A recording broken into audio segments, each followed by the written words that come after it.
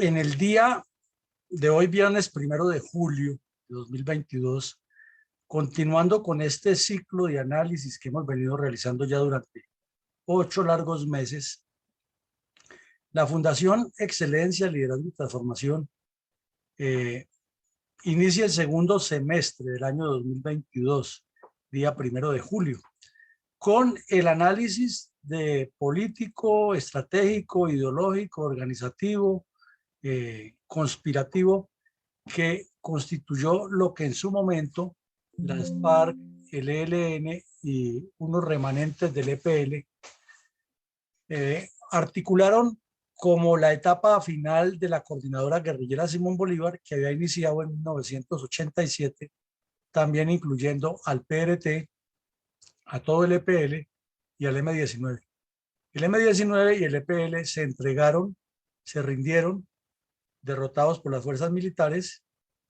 y el PRT también hizo el proceso antes de que los desaparecieran, igual que el Quintín Lame. De esta razón, de esta forma, quedó la coordinadora guerrillera con unos componentes ideológicos, políticos y operativos o de actuación, que son los que más vamos a enfatizar hoy, porque encontramos, como lo veremos en la charla, una oscura relación entre los preceptos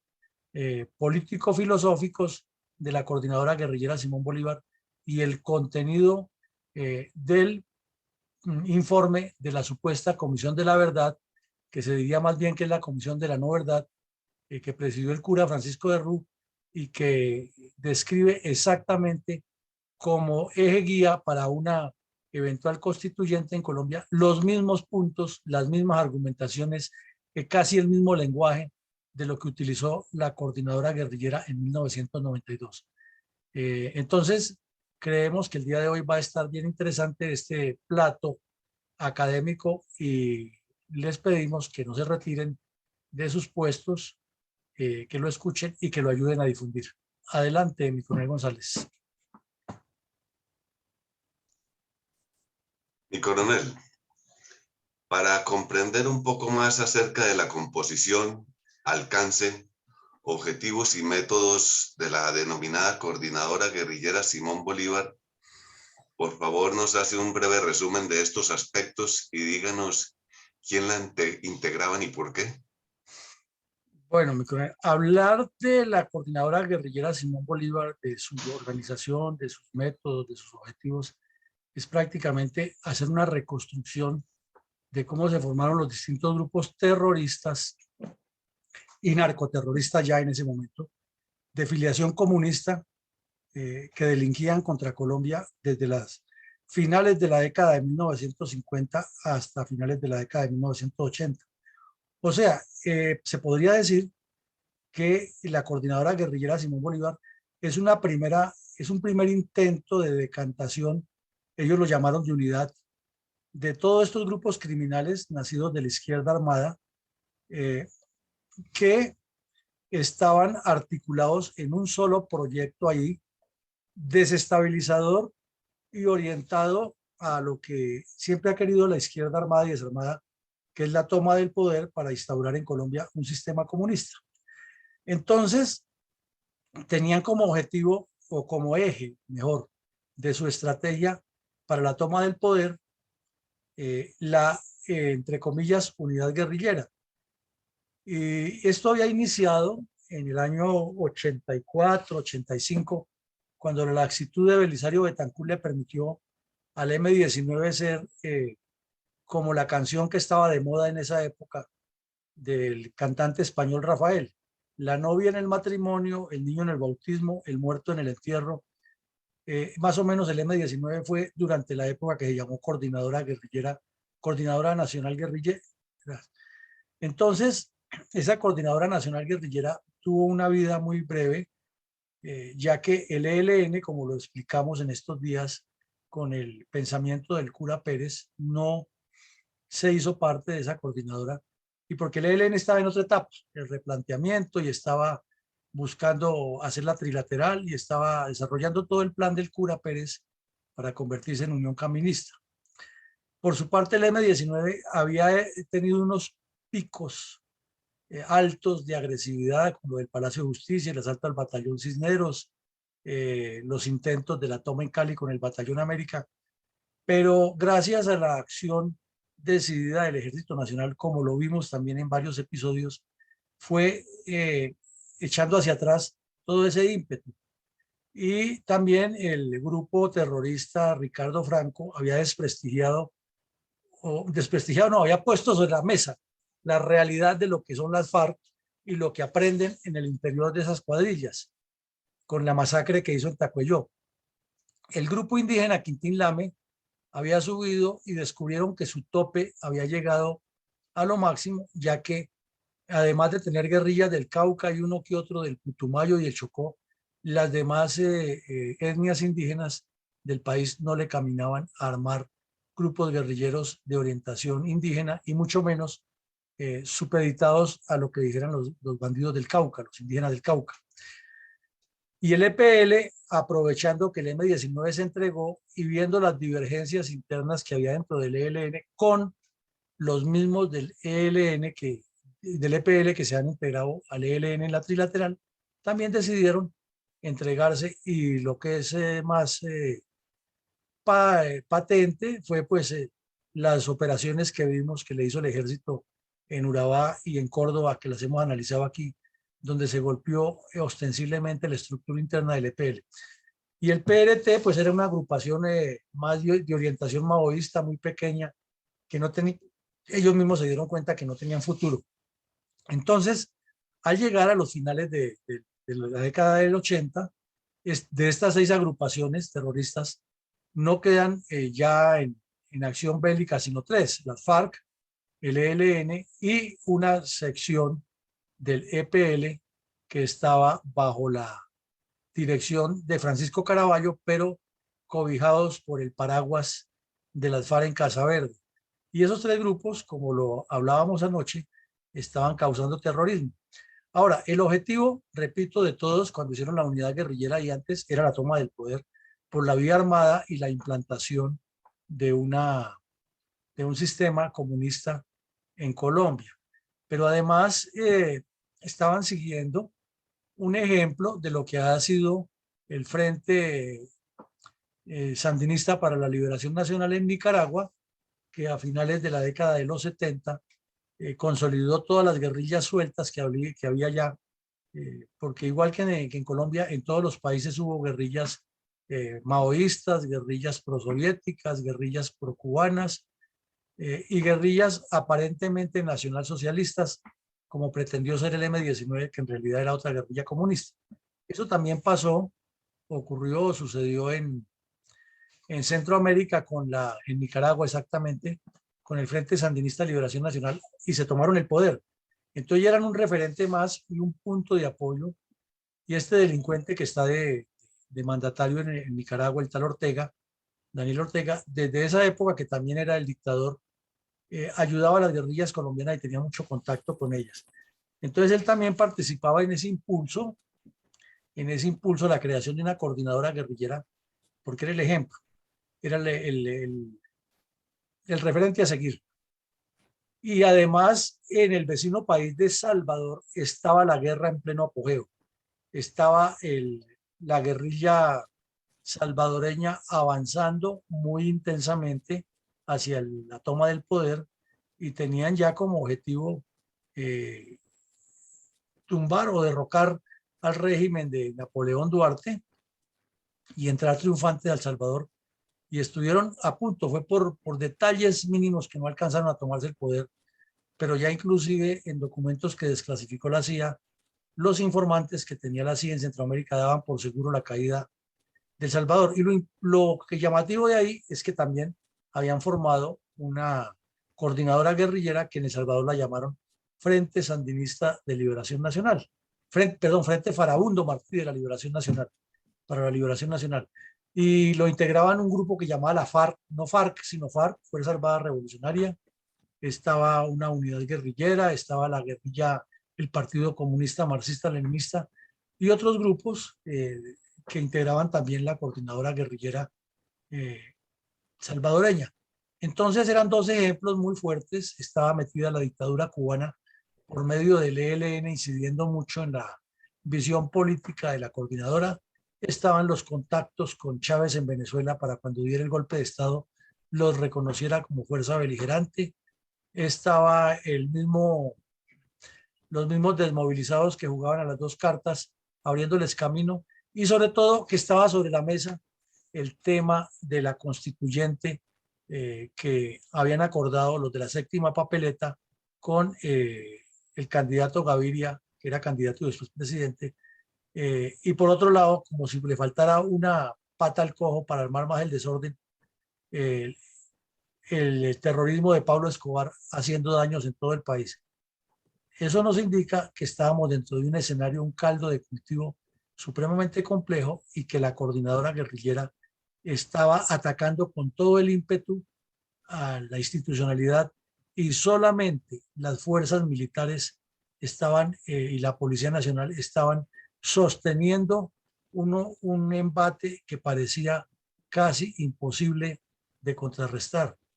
Es interesante recordar esto y ponerlo en primer plano, porque ahí está el secreto de lo que pasó y lo que no pasó con esta coordinadora guerrillera, que infortunadamente se ha dejado como en el olvido y siempre matizándolo como de una especie de heroísmo, una culpabilidad del Estado. Y ahora, con el informe del curita de Rú, sí que es cierto que ha tomado esto eh, validez para la izquierda y para los cómplices, y sobre todo para los ignorantes que les caen y les sirven de idiotas útiles sin conocer lo que se ha tejido detrás de todo esto.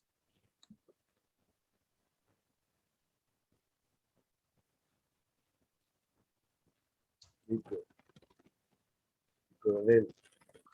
Sí, ¿quiénes señor. son, ¿quiénes son los cabecillas más visibles de la coordinadora guerrillera Simón Bolívar?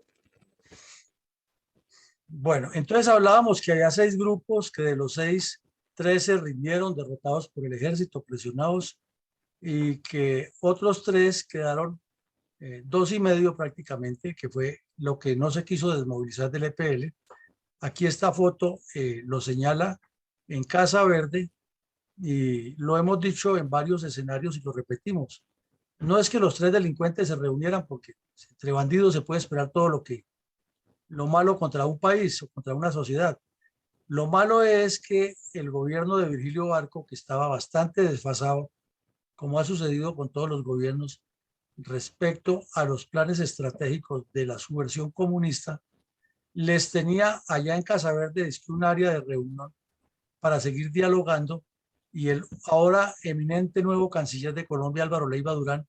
era el correvedile de las FARC, del ELN y del EPL frente al gobierno Barco. Y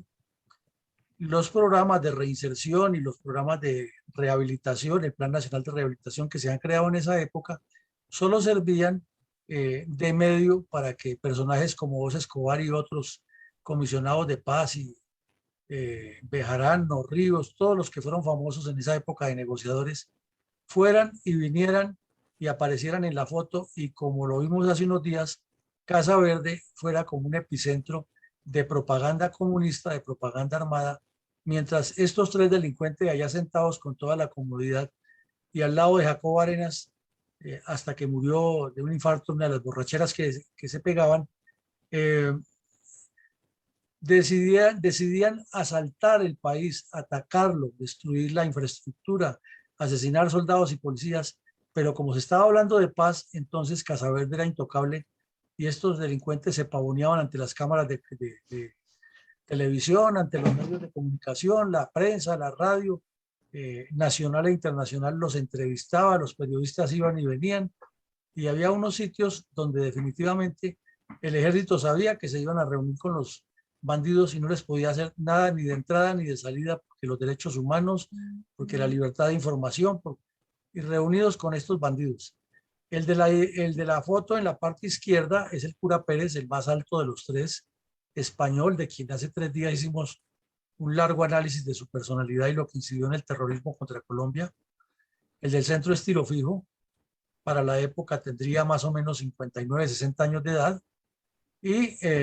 el de la derecha es Francisco Caraballo, el cabecilla principal del EPL, fundador de esa cuadrilla, miembro inicial del MOEC, estudiante universitario de los años 60 y uno de los actores de muchos crímenes y atrocidades que, como comentaba anoche mi general Guzmán, después de que salió de Casa Verde en una operación muy bonita que hizo la inteligencia militar, lo capturaron aquí en la sabana de Bogotá y estuvo un poco tiempo preso, pero con todo eso de los acuerdos y las rebajas de pena, ya anda suelto, o quedó suelto mejor,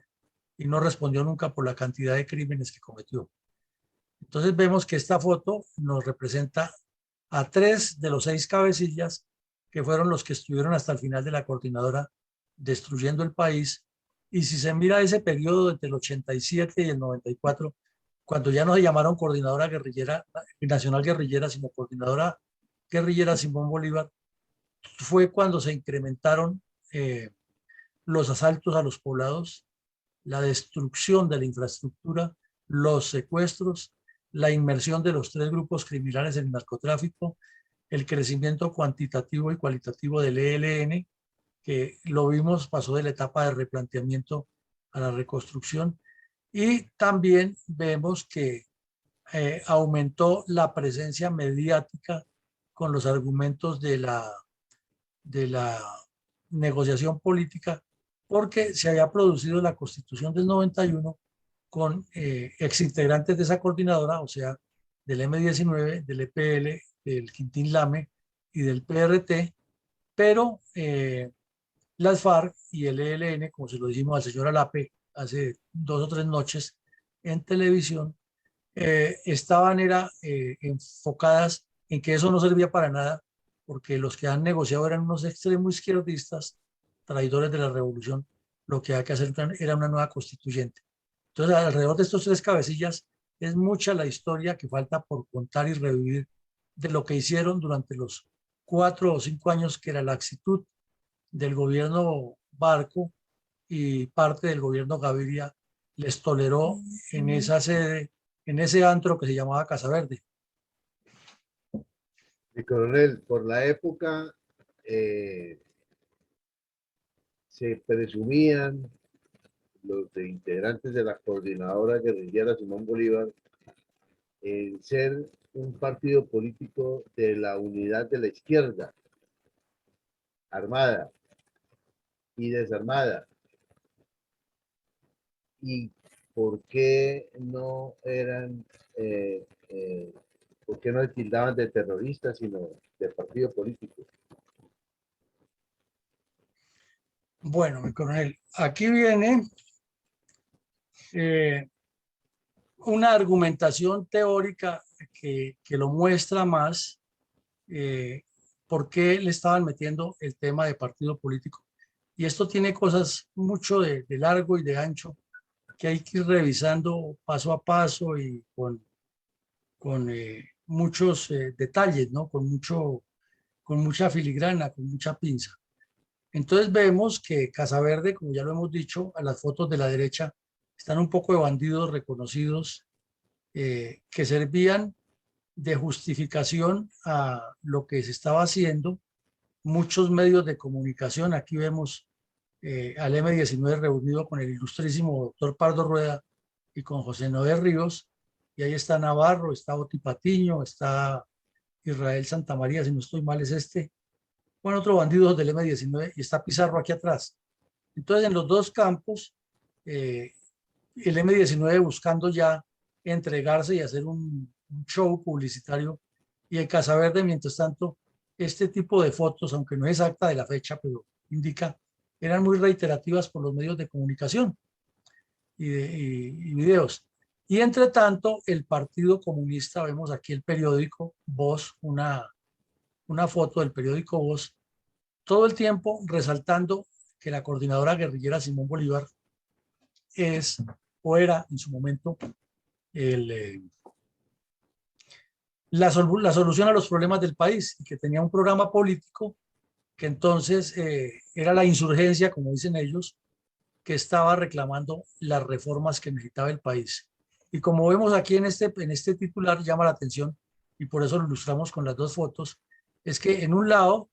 hacen toda una ambientación teórica, como son muy dados los comunistas a hacer sus exposiciones, y por el otro lado le dan la importancia, aunque no estaban de acuerdo las FARC, de la desmovilización del M-19, la entrega del M-19, la rendición del M-19, y entonces lo analizan aquí entrevistando a unos cabecillas para que den sus puntos de vista. Esto es muy importante porque, por ejemplo, mire, entrevistan a un tal Víctor del EPL, entrevistan a un tal Ciro Tique de los indígenas y Alfonso Cano en Tribu. Y entonces cada uno da una visión de todos estos temas, pero van haciendo una construcción de justificación política y dejando a un lado el terrorismo y la violencia como siempre lo han hecho, dando a entender que eso es una consecuencia de los abusos del Estado, que es lo mismo que está haciendo el cura de Rúa ahora, y que eso no tiene ninguna importancia, que lo importante es llegar a un acuerdo político donde todos nos demos besos, abrazos, caricias, reconocimientos y que volteemos la página para que haya paz. O sea, todo lo que ellos hicieron no tiene... Y esa ha sido una teoría desde el principio. Por eso insistíamos tanto cuando el proceso en Cuba era que se estaba repitiendo el mismo esquema y hoy se vuelve a repetir y ya de una manera más audaz, porque se está legitimando ya con un documento oficial elaborado por una entidad que tuvo categoría o que tiene categoría oficial por haber sido creada por el gobierno nacional. Y ustedes escucharon al bandido de Alape cómo se salió de una vez, que siempre las FARC diciendo que no reconocen la institucionalidad, y esa noche dijo, es que es un documento hecho por una institución y eso merece el mayor respeto. Y estamos dentro de la Constitución, no sé qué. Entonces ese doble lenguaje, ese manejo habilidoso de darle la importancia política en el momento político como les conviene. Y aquí vemos otra prueba de lo que ellos decían. Estamos hablando que este documento se produce a finales del año 91, o sea, ya pasó la constituyente del 91, ya hay una nueva constitución. Y este delincuente que lo entrevistan, que es uno de los tres que mencioné ahora,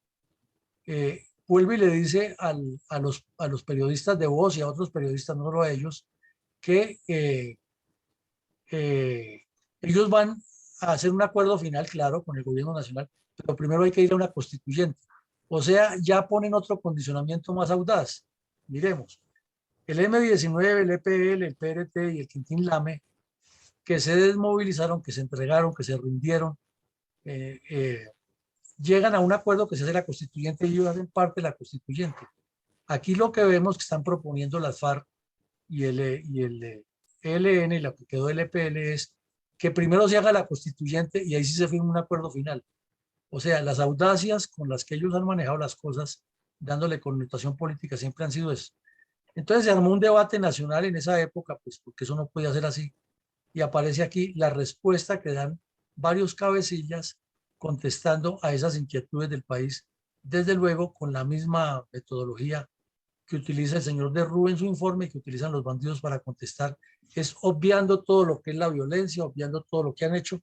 y dejando en el centro del foco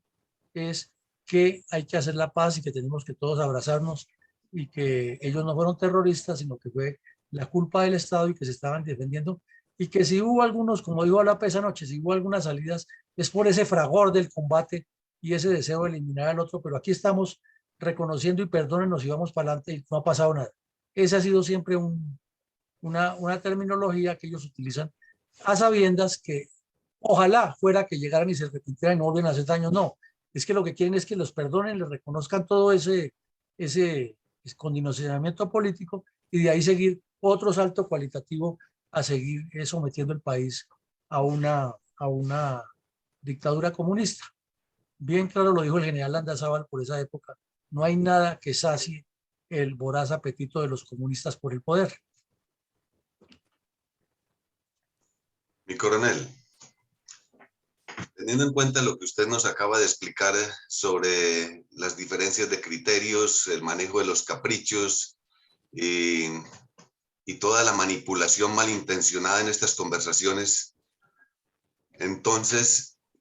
se pone en evidencia y es necesario saber cuál es el nexo orgánico de la coordinadora guerrillera Simón Bolívar con el narcotráfico, con el Partido Comunista, los grupos de teología de la liberación, las juventudes comunistas de la Iglesia, el movimiento a luchar y el Partido Comunista Marxista-Leninista del EPL. Toda una mezcla de saltimbanques imposible de comprender.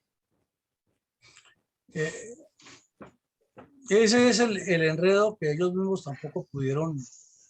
atar en un solo paquete, pero que lo estaban manejando con un tema que era etéreo y de oportunismo para cada quien, que era la unidad. Cuando estudiamos la biografía del cura Pérez nos dimos cuenta que era un hombre de una visión muy amplia frente a la organización clandestina y conspirativa del poder popular contra el Estado. Y él tenía unos conceptos que son agua y aceite en la construcción de una revolución al lado de los que tenía las FARC o el EPL. Hablemos de esos tres para ir armando el rompecabezas. El ELN insistía en la construcción del poder popular y de que la guerrilla no es parte de una revolución, no es el motor de una revolución, no es la vanguardia, sino que la guerrilla es parte del pueblo en armas, o sea que la guerrilla y el pueblo son lo mismo. Y esa es su teoría. Entre tanto, las FARC siempre lo han dicho y lo han sostenido, que la guerra va del campo a la ciudad, que es una teoría maoísta, pero que las guerrillas no son las que van a tomar el poder per se, sino que es el Partido Comunista por medio de una revolución que es estimulada por la subversión. Y el EPL decía, es que nosotros somos un partido comunista que estamos en la clandestinidad y en armas. Entonces son tres puntos muy difíciles de articular y sin embargo con el tema de la unidad, porque el ELN estaba creciendo, entonces las FARC lo miraban como el hermano pequeñito, el que se puede manipular, y el EPL estaba en ese proceso de descomposición, entonces las FARC lo miraban como el subalterno al que lo aliamos aquí, se nos une y con ese convencemos al ELN. Además, el ELN no era orgánico, no era entre comillas puro, es decir, puro ELN, sino que tenía lo que hemos visto de la trilateral, cuando se unieron León Valencia y los otros bandidos que eran del EPL y formaron la Unión Camilista. Entonces vemos que hay un ejercicio difícil. Usted mencionó las juventudes comunistas del ELN y el movimiento a luchar, que eran la misma cosa. Era que ese movimiento tenía no personería jurídica, política, pero sí tenía un reconocimiento como una especie de ONG. Y eran una cantidad de terroristas urbanos del ELN encargados de hacer la difusión, manejando a unos idiotas útiles que los acompañaban, igual que pasaba con la UP y las FARC, que tenían también su partido, su brazo armado. Entonces el Partido Comunista se desligaba muy hábilmente de que no tiene nada que ver con las FARC y que la UP al contrario era una unidad popular de mucha gente. Y entre tanto el EPL se mantenía en su teoría de que somos el Partido Comunista en armas y que nosotros lucharemos al final y combatiendo venceremos y no hay que más cosas. Esos tres estaban en esa situación. El M-19 había subido a su pico máximo de criminalidad y de terror y comenzó el declive y el ejército lo estaba golpeando permanentemente. La Policía Nacional dio de baja al tal Boris y fracasaron en los intentos más audaces que tenían. El señor Pardo Rueda se reunió muchas veces con ellos y terminaron convencidos de que tenían que entregarse porque no tenían otra solución. Y como paralelamente se estaba moviendo por la izquierda abierta, por la juventud y por los directivos del Partido Comunista, el tema de la constituyente, entonces el M-19 optó por ese camino. Pero era que la constituyente que promovía el Partido Comunista por medio de sus brazos armados no era la que se realizó, por eso no les sirve ni les ha servido y no les servirá todavía hasta que no hagan una nueva constituyente que sea la medida de ellos, con los 12 puntos que vamos a hablar ahora. Por eso estaban buscando una representación política y tenían contactos, lo repito, con gente en Venezuela que les ayudaba al tema. Y el Quintín Lame y el PRT eran como dos invitados más para agrandar la cobertura geográfica y la cobertura de reclutamiento, pero en realidad no tenían la suficiente fuerza, sí representaciones importantes, porque el EPL, el PRT se autoatribuía a ser los verdaderos responsables o representantes de los obreros en Colombia. Y más o menos reunía una teoría de unidad de criterios de lo que fue el primer grupo criminal terrorista que se puso el nombre de obreros, que fue la autodefensa obrera, que fue muy criminal, no duró mucho en los años 70, y también le quitaban un poco al EPL, porque también había gente del EPL, o que se había formado en el EPL, que se pasó para allá a formar otra guerrilla del PDT, diciendo que ellos eran los verdaderos organizadores de las milicias obreras y de la revolución armada por parte de los obreros. Entonces no tenían una cobertura nacional, pero sí tenían cierta representación e influencia. Estaban armados, también mataban, también secuestraban, también colocaban bombas y también tenían capacidad de hacerle daño al país. Y por otro lado estaba el Quintín Lame, que era integrado por indígenas del Cauca. Habían hecho un acuerdo, que aquí nos lo explicó en este auditorio Diana Perafán. El acuerdo es un documento firmado entre los jefes de los cabildos indígenas del Cauca, pro-FARC y las FARC en Casa Verde en esa época. Entonces vemos que hay un conjunto, hay una demostración de lo que es Colombia en sus diversidades, pero aquí una Colombia unida toda por un cordón umbilical que se llama el terrorismo comunista. No la Colombia total, sino una parte de esa Colombia, pero en esencia, en los orígenes, en los focos que tocan, abarca a mucha parte de la población colombiana, infortunadamente afectada por esta relación del comunismo con la violencia. Mi coronel, ¿cuál fue la razón de la entrega y rendición del M-19? Aquí vemos el show publicitario de Pizarro, lo figurón que era, lo histriónico que era, sus movimientos calculados para que lo vieran, y la prensa de la época dándole el despliegue más grande, una mesa llena de fusiles y de armas, de pistolas, de carabinas, de subametralladoras, y él ahí con un delegado del gobierno detrás, haciendo el show, envolviendo en la bandera de Colombia, mancillando la bandera de Colombia, con la pistola que había usado durante mucho tiempo para asesinar campesinos y militares. Y hace la entrega de esa pistola. Esa es la parte mediática, la parte publicitaria, y con ese sombrero blanco y las periodistas llamándolo el comandante Papito, y el tipo todo posudo dando ruedas de prensa con posturas premeditadas y con pausas muy calculadas para decir, y proyectándose como el nuevo Che Guevara de Latinoamérica o el nuevo Fidel Castro. Él más o menos se veía así. Entonces, ¿de dónde viene eso? Lo hemos analizado en varios episodios anteriores. En el Cauca, en el Valle y en parte del Tolima, el M-19 tuvo muchos altibajos, y fue gracias a la acción militar, a la acción de las fuerzas militares, que el M-19 llegó a ese punto, que tenían que entregarse porque se habían fatigado como guerrilla, que no había durado sino 16 o 17 años en el escenario criminal, que habían tratado de forzar la revolución comunista de manera intensa, y habían agotado todos los pasos de lo que dicen los manuales de guerra de guerrillas sin obtener ningún éxito, y sí causando un importante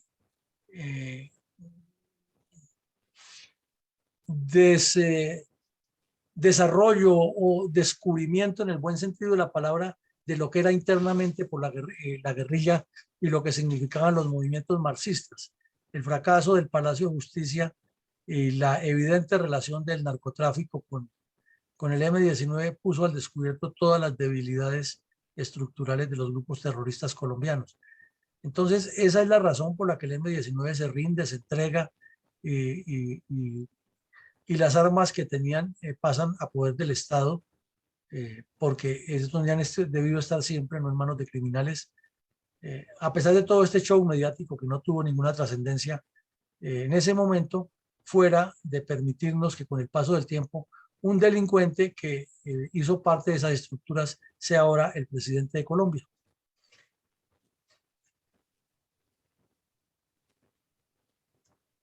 Mi coronel, ¿cuál fue la razón de la entrega y rendición del Quintín Lame?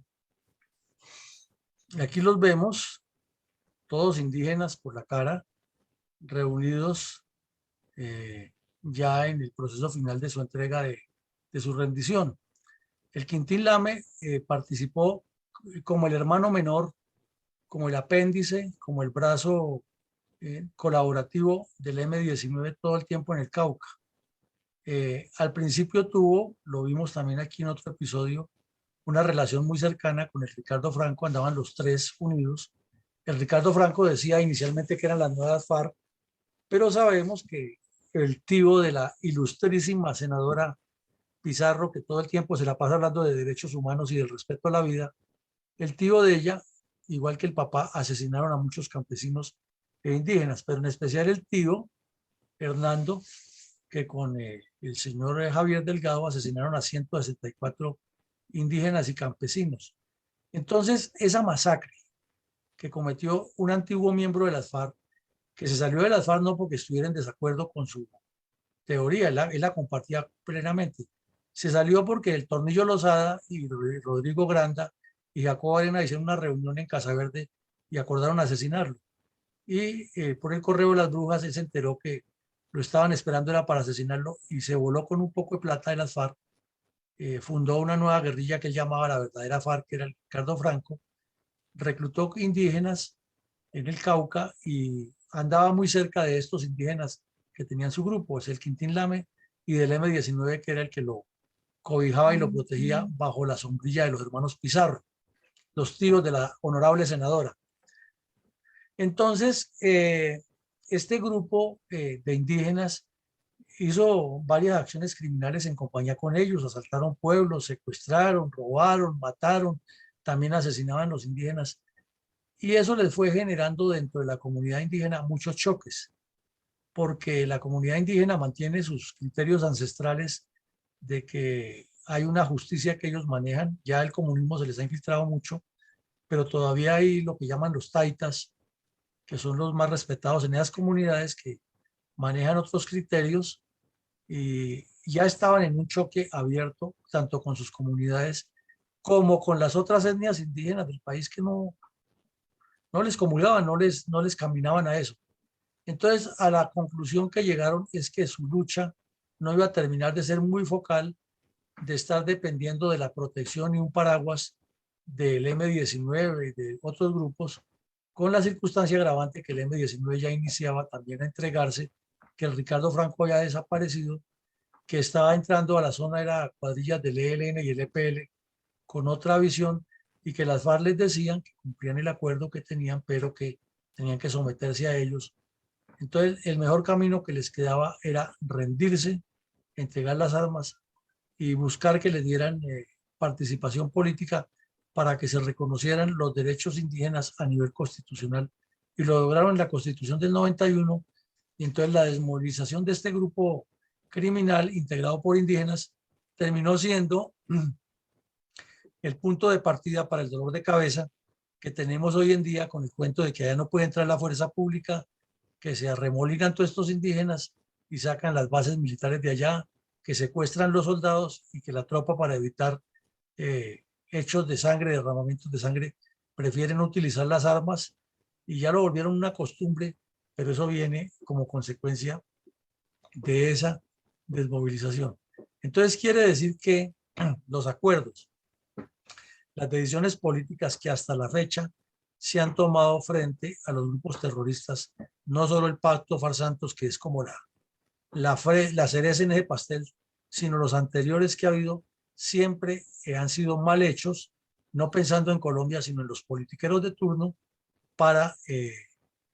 pasar a la historia como pacifistas, sin que se profundice que esas decisiones han sido contrarias a los intereses nacionales, y el caso específico del Quintín Lame no es la excepción.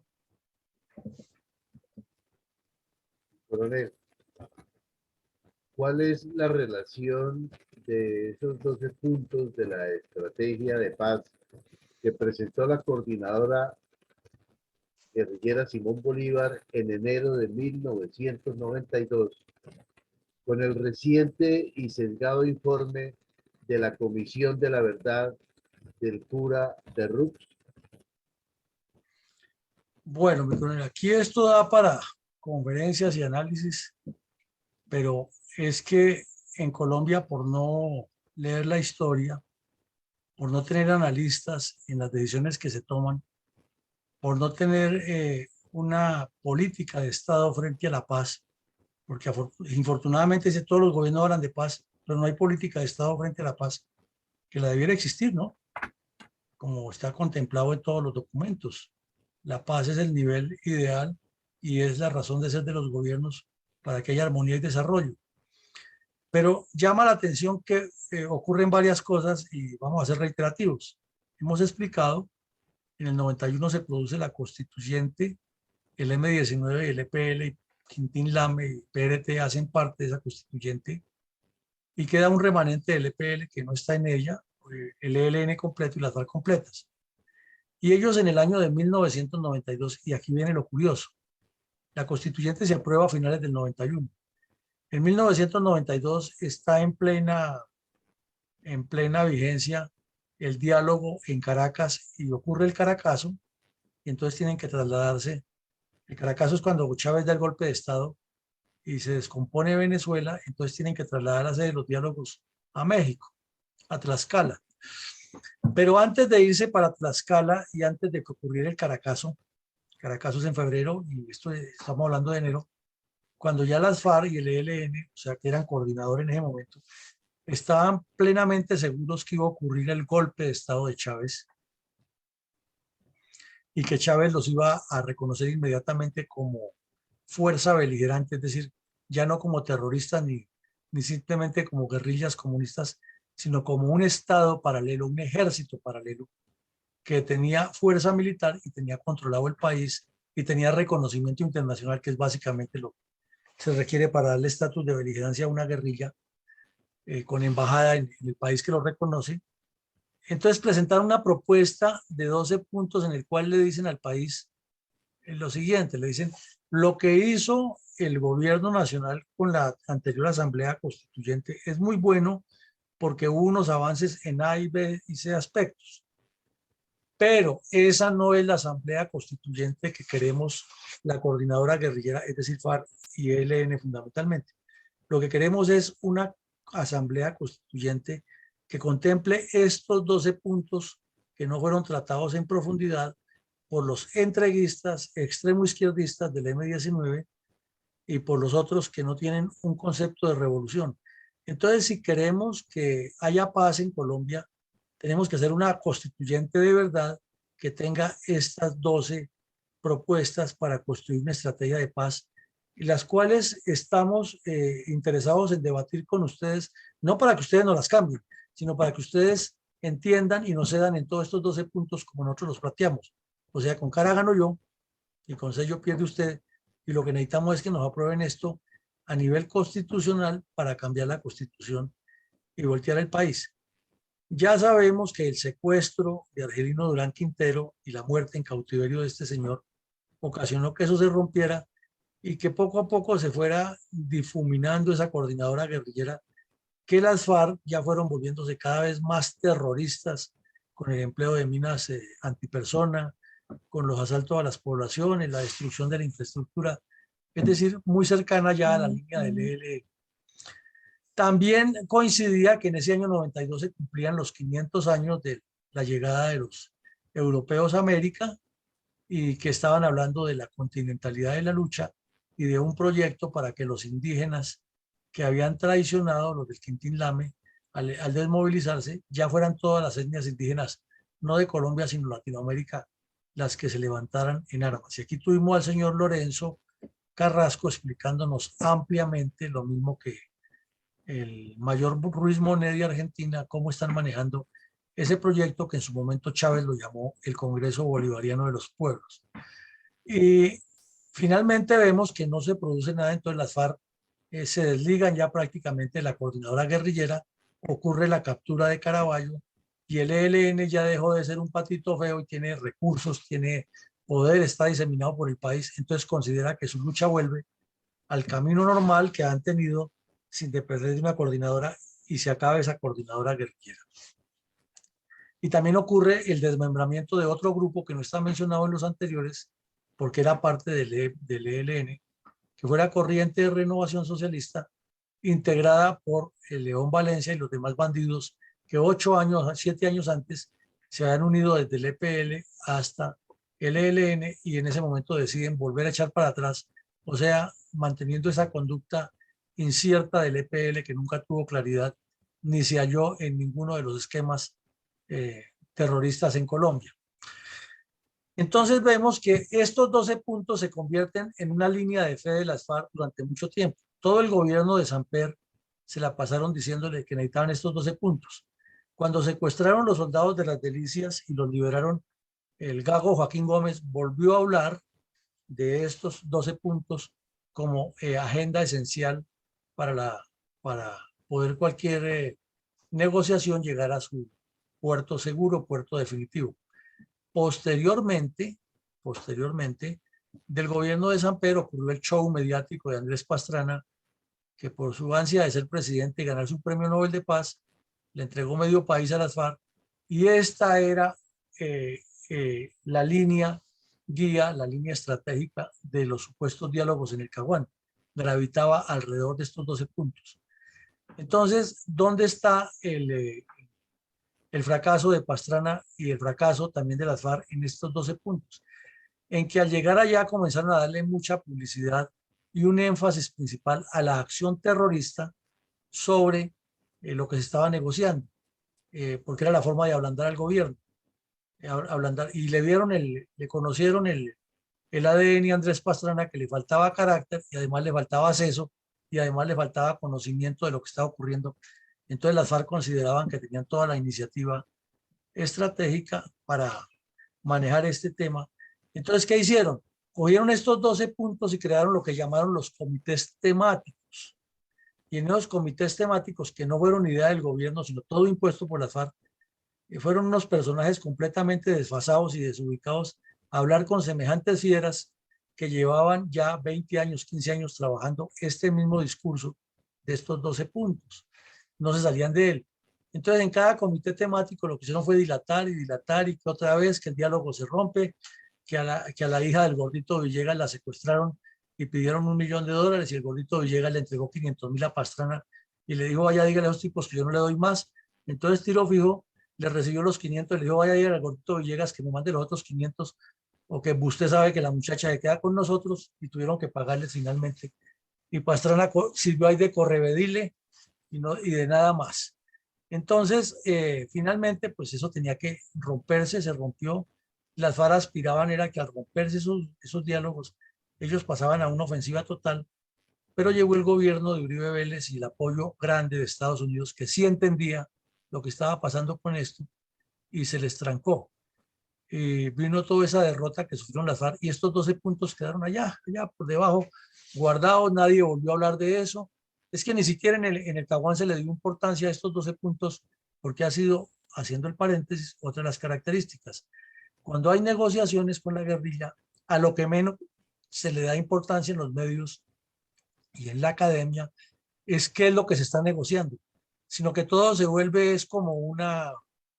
cuestión de ficción, una cuestión de publicidad, del titular del periódico, y que las FARC dijeron esto, que el gobierno contestó lo otro, que ya se rompen, que no se rompen, que está en peligro la paz, que hay que mover un poco. O sea, le dan una figura externa, un maquillaje externo de tensiones y de altibajos, mientras internamente van manipulando lo que quieren. Pregunta del millón comparativa. No es lo que está haciendo el señor Petro ahorita con el cuento del diálogo social y la integración y la inclusión y no sé qué más cosas y que todos los sectores participen. Pues claro, es la misma mecánica, mientras por debajo de la mesa está lo grueso, que es lo que se quiere meter para cambiar el viejo modo de vivir en Colombia. Entonces, pasó el tiempo, hubo el acuerdo de Cuba. Estos puntos están metidos algunos en el acuerdo de Cuba, sino con una nueva agenda muy habilidosa que lo que hizo fue elaborar un camino, un recorrido para que esto se lleve, entre comillas, para ellos a feliz término. Les funcionó, dejaron los esquemas, o sea, lo que hicieron fue como esto no nos ha funcionado, hagamos un esquema, sobre todo con 3 entidades muy importantes: la JEP, la Comisión de la Verdad y la Memoria Histórica. Además de eso, la Comisión de Paz del Congreso, que no tenía tanta formulación, la lograron imponer, las zonas veredales transitorias, la veeduría internacional y meter a la ONU. O sea, bingo, le pegaron al cartón con todos los puntos. En cada número que fue saliendo era tapando un hueco en el bingo, ya lo llenaron rapidito. Entonces faltaba el pastel de la cereza de ese gran postre y lo lograron con la Comisión de la Verdad, que induce a que su documento, que es lo que queremos resaltar aquí, esté articulado sobre estos 12 puntos. Entonces, toda esa argumentación teórica que explicábamos en la sesión anterior, con un lenguaje muy parecido al del ELN, con una construcción dialéctica muy elaborada, apuntes a eso, a que la guerra en Colombia existe entre las FARC y el Estado, o entre el ELN y el Estado, es porque estos 12 puntos jamás han sido tenidos en cuenta, que es lo que dice el informe en su parte 1, que lo analizamos anoche. Entonces, hay que hacer una solución a esa problemática. Entonces, la solución es desarrollar estos 12 puntos. Y para eso, la Comisión del Curita de Ruz gastó 400.000 millones de pesos, duró 4 años haciendo un show que ya estaba preparado desde el primer día, que era lo que querían hacer, lo publicó y ahora está pidiendo más tiempo, no solamente para insistir en esto, sino para que eso se cumpla como una especie de veedores. Y el señor Petro ya anunció que va a crear 2 ministerios que están enfocados en este tema. Entonces, la pregunta del millón que nos surge aquí: ¿es o no es un acto premeditado, calculado, con una estrategia tejida con filigrana y con una persistencia abrumadora, mientras la dirigencia política ha andado por allá, como dicen los soldados de Colombia en un lenguaje muy coloquial, cazando pispirispis, o sea, cazando fantasmitas en la oscuridad, y en realidad todo el piso de la institucionalidad se está moviendo de una manera aterradora? Y cuando el señor Petro habla de cambio, lo que está haciendo es diciendo, en otros términos, que va a implementar las 12 estrategias de las FARC para crear una nueva constituyente, las FARC y el ELN, para crear una nueva constituyente que le dé un piso completamente socialista al Estado colombiano. Porque si ustedes miran, cada uno de los enfoques tienen un lenguaje muy atractivo y muy manipulador, pero tiene un fondo absolutamente marxista-leninista. Entonces creo que con esto llegamos al final de nuestra presentación y le damos la palabra a mi coronel González para que nos haga el análisis estratégico de sus reflexiones respecto a este tema, que tiene mucho más que ahondarle y de seguirle difundiendo entre la ciudadanía. Gracias, mi coronel. Queda uno sorprendido de cómo estos grupos terroristas sí tienen proyectos a largo plazo, planes duraderos, intenciones firmes, constancia en el objetivo, en la meta. Pues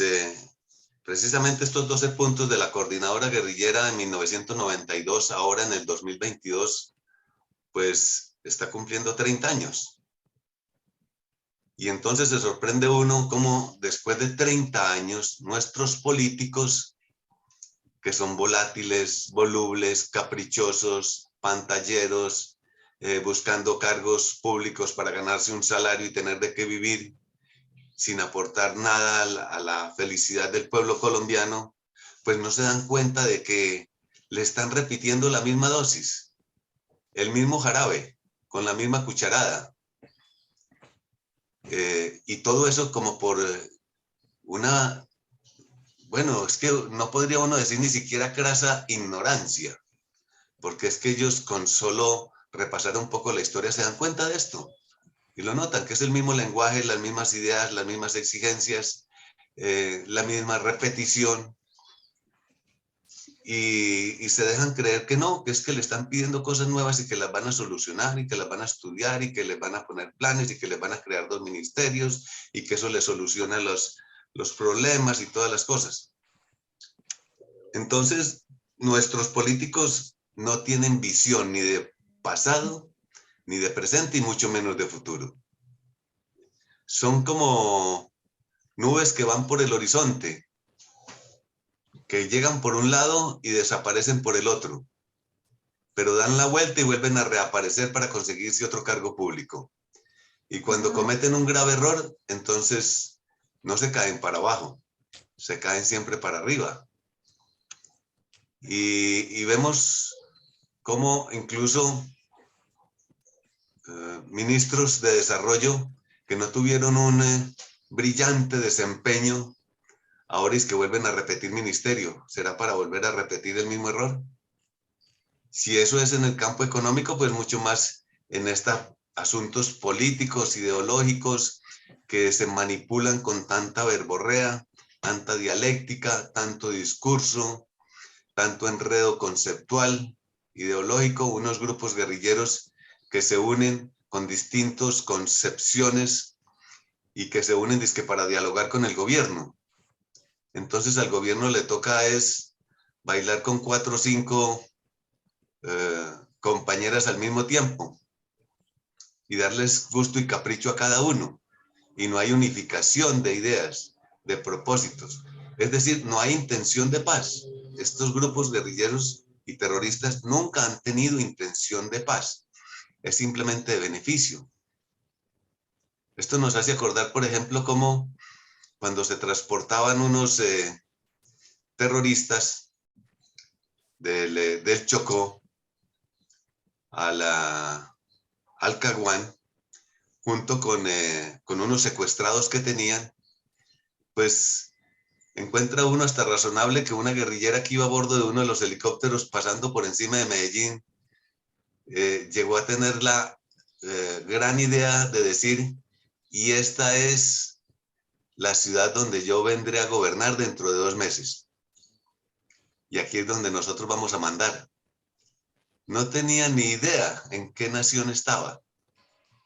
Y sin embargo, nuestros políticos les dan reconocimiento a esas mentalidades tan brutales, tan ignorantes, las consideran dignas de diálogo, de conversación y al mismo tiempo de desconocimiento y falta de reconocimiento y apoyo y lealtad con la fuerza pública que les están sosteniendo el sistema donde ellos se lucran, donde ellos tienen sus cargos, que hasta repiten cargos por herencia familiar como los Holguín. Entonces, o los Mayarino. Entonces uno queda sorprendido del desconocimiento de la nación, de los fenómenos sociales, de las ideas políticas, de los fenómenos del pueblo, de la economía, de la producción, y tienen grandes estudios en fastuosas academias del exterior, pero es teoría. Viene acá y no encuentran la forma de hacerlo realidad. Todas esas teorías fantásticas y maravillosas que se ganan premios Nobel de economía, de finanzas, de todo. Pero llegan aquí a la realidad colombiana y simplemente es todo un mar de torpezas. Y de ahí, entonces se encuentra creíble cómo el curita viene y le repite los mismos 12 puntos, las mismas tablas de la ley de Moisés, y no se dan cuenta que le están diciendo exactamente lo mismo de hace tiempo para volver a repetir y recomenzar la historia. El padre con su informe simplemente lo que ha hecho es sacar a la luz nuevamente los mismos motivos para otros 30 años, lo más seguro, donde habrá otro sacerdote que volverá y repetirá el mismo texto. Así nos la pasaremos en la agonía eterna. Muchas gracias, mi coronel. Bueno, muy amable, mi coronel González. Entonces, mi coronel, a ver, ¿contiene algún mensaje escrito? Bueno, mi coronel. Elías Ortiz dice lo siguiente. Tengo una inquietud respecto al origen y conformación de las guerrillas colombianas. De un lado, las FARC, EPL, ELN con un origen de extracción popular y rural, cuyos cuadros fueron formados en ideología comunista en la antigua Unión Soviética y Cuba,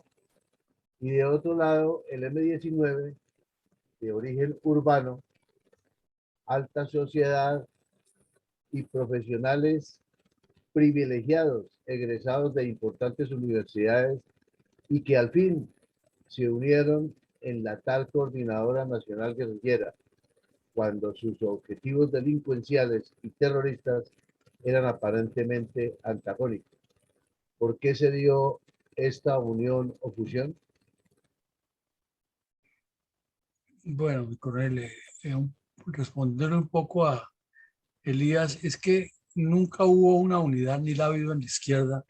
y esa es la única ventaja que ha tenido el Estado colombiano para impedir que se tomen el poder, que no han logrado concretar la unidad a pesar de eso.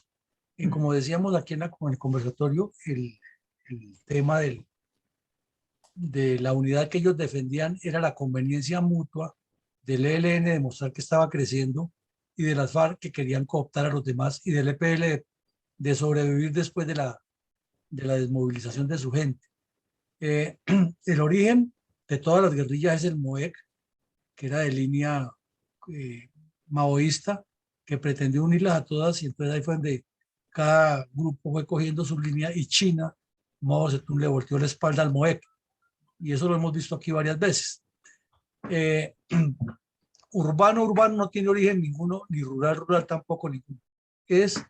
el pensamiento del Partido Comunista el que se materializa en cada una de las guerrillas, y las disensiones que tuvo el Partido Comunista en el mundo,